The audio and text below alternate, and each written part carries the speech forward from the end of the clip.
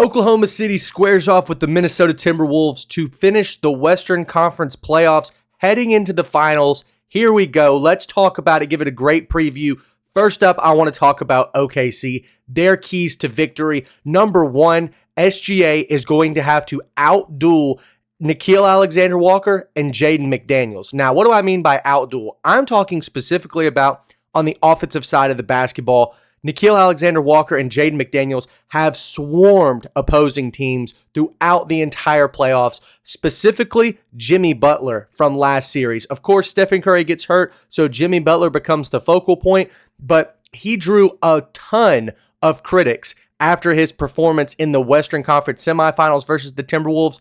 I don't give Jimmy Butler that much critique here. I more credit Jaden McDaniels and Nickeil Alexander-Walker. They play phenomenal defense. They are going to try to make SGA give the ball up more than any other team has made him do throughout the entire season. While OKC has been able to beat the Timberwolves twice in the regular season, they lost twice in the regular season, but it was not because of SGA. In those four matchups, he averaged 35 points per game, and he's done his job. And that's exactly what he's going to have to do in this playoff series. He will have to do his job, and then guys on the wing are going to have to step up, but I'm going to talk about that in a second. Speaking of stepping up, let's talk about Jalen Williams. In the playoffs so far, it's been kind of a letdown. He did perform well versus Memphis, but man, that Memphis Grizzlies team was torn apart by injuries, including Ja Morant in the middle of that series. I do think it would look a little bit different, but OKC was going to win that series regardless. Now, I saw two different players. Once again, from Memphis to Denver. In Denver, he shot 37% from the field and 24% from three. Now, where he thrives is in transition. I'm going to need to see him be able to make plays with the basketball in the half court. That is going to be unbelievably important. But for him to really thrive, OKC is going to have to create a ton of turnovers against Minnesota, and Jalen Williams is going to have to get on the run. I don't necessarily know if he's that mature in his game yet that he can actually sit down and force himself to succeed in the half court. It's possible. You see him do it in flashes. I saw it happen versus the Pacers earlier this year. But overall, I do think that for him to succeed right now, getting easy transition buckets is going to be the key. He's going to have to run a ton. Defense, of course, is unbelievably key to a part of his game. I need to see him step up and guard a Jaden McDaniels or a Nickeil Alexander-Walker while the rest of these wing defenders get up and guard Anthony Edwards. The last thing I want to talk about for OKC, actually, two more things I want to talk about with OKC. It's going to be a battle of the bigs. What we saw with Rudy Gobert in the playoffs so far is that he has flashes of dominance, specifically Game 5 against the Lakers, 27 points, 24 rebounds. He was the only reason that the Timberwolves ended up winning that game.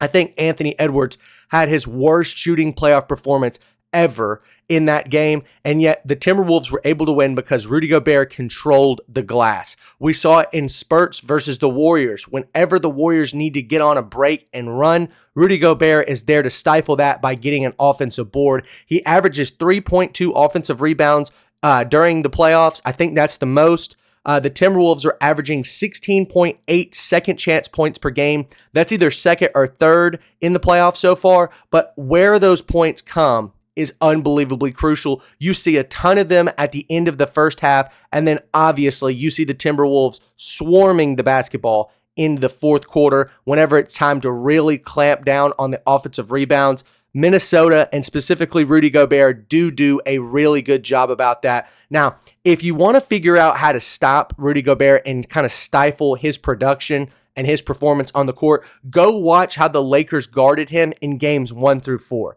It was definitely not what happened in Game 5. They did a great job of eliminating his ability to crash the offensive rebounds. They even did a good job of boxing him out on defense. Now, with that being said, it's not something that's just unbelievably easy to do. Chet Holmgren and Isaiah Hartenstein have an unbelievably hard job trying to get him off those rebounds. There's a reason that he got traded for 4 or 5 first-round picks. There's a reason why he's a $200 million 4-time Defensive Player of the Year. I'm not going to sit here and say Rudy Gobert is one of the best centers of all time. He's not, but he's underrated for how much people hate on him. I do think that he will be a factor in this series. And for OKC to win, they will have to keep him off the glass. Next thing I want to talk about, and the last part for OKC, it's going to come down to three-point shooting. Three-point shooting is unbelievably crucial for OKC. In the wins versus Minnesota, they played 4 times this season. In the wins versus Minnesota, they shot 31 for 71 from the three-point line, and in the losses, they shot 22 for 78.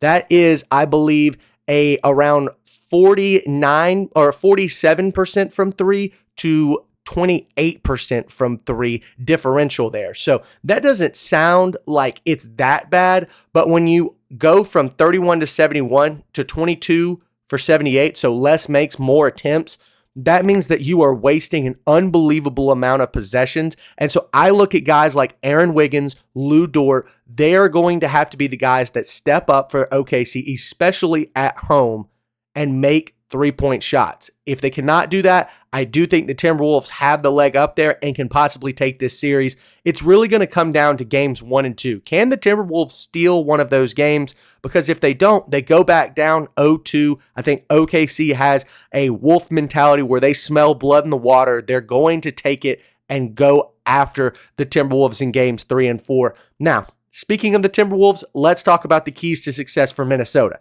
Anthony Edwards, he has taken the reins. He's become the face of the league, but it's time to see if he can drive the ship.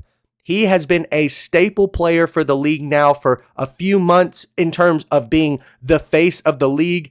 I do think, though, nobody's talked about how he has struggled against Oklahoma City. He's averaging 22 points per game in those 4 matchups in the regular season on 36% shooting and 32% shooting from 3.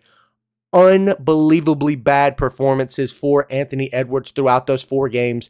Now, he found his groove in the playoff over the last couple of games. In his last 3, he's averaging 29 points per game, 50% shooting, 47% from 3 with 7 assists and 5 rebounds. I do think that he has finally hit his stride and is ready to play OKC.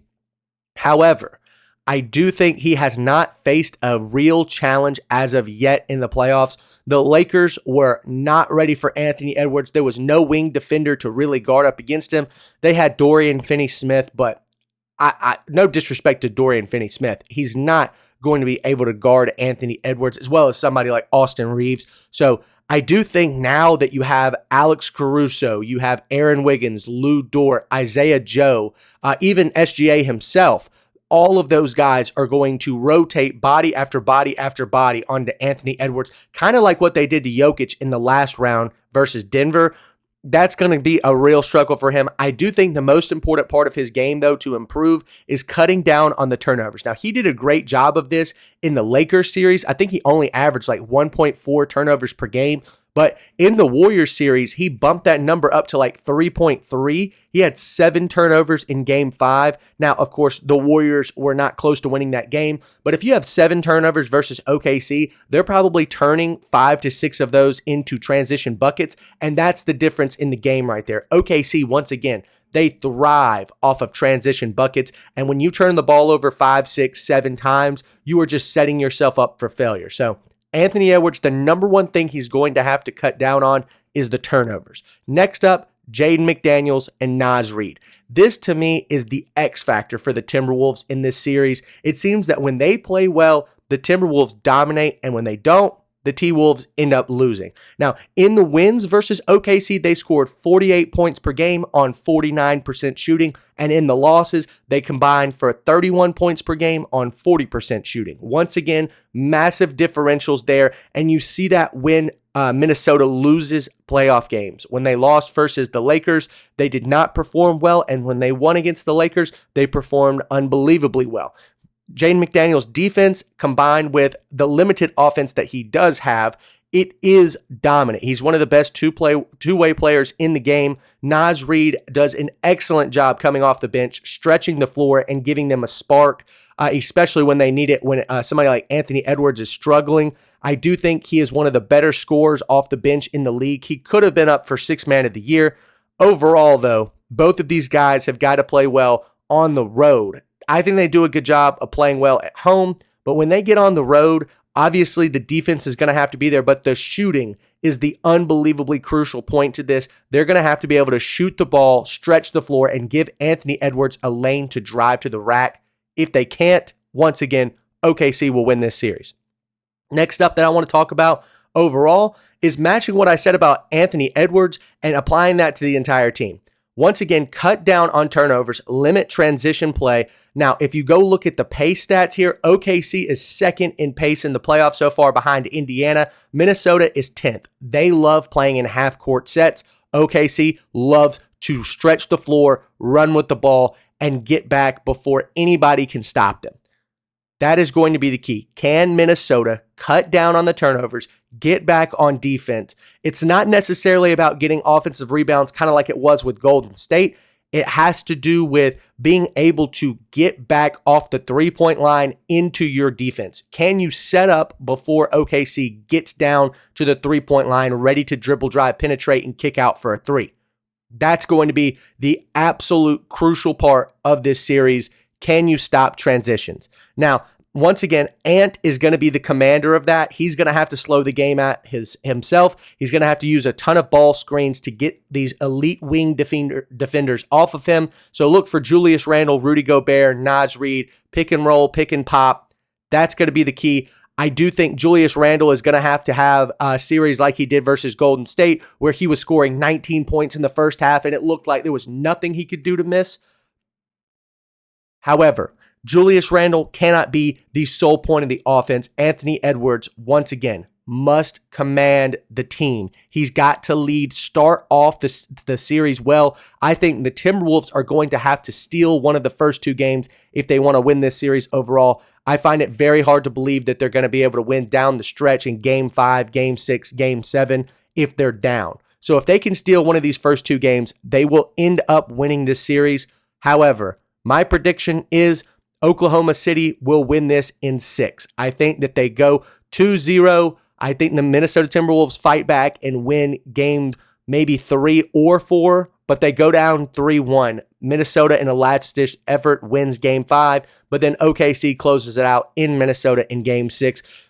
This is just asking too much of Anthony Edwards, in my opinion. Similar to what just happened with Nikola Jokic, it seemed that there was not enough depth on that Nuggets team to win the game. And I kind of feel the same way about the Timberwolves. Yes, I know they've got Dante DiVincenzo, Nickeil Alexander-Walker, Jaden McDaniels, Naz Reid, Julius Randle, Rudy Gobert, but it just doesn't seem enough to match the depth of OKC. I mean, they've got SGA, Jalen Williams, Alex Caruso, Chet Holmgren, Isaiah Hartenstein, Isaiah Joe. I think I already said Aaron Wiggins, but if not, Aaron Wiggins. I do think this team is much, much better on paper, as well as the chemistry and everything else. It just seems like they're meshing together at the perfect time to get to the finals. There's a reason that they went 68-14 in the regular season, and there's a reason that they beat a defending champion from years past in Denver Nuggets with the best player on earth, Nikola Jokic. I don't think that Anthony Edwards is there just yet to command a series and be the face of the league that gets to a finals, but I definitely could be wrong. Personally, I'm rooting for Minnesota. I like Ant. I want him to be the face of the league and drive the ship.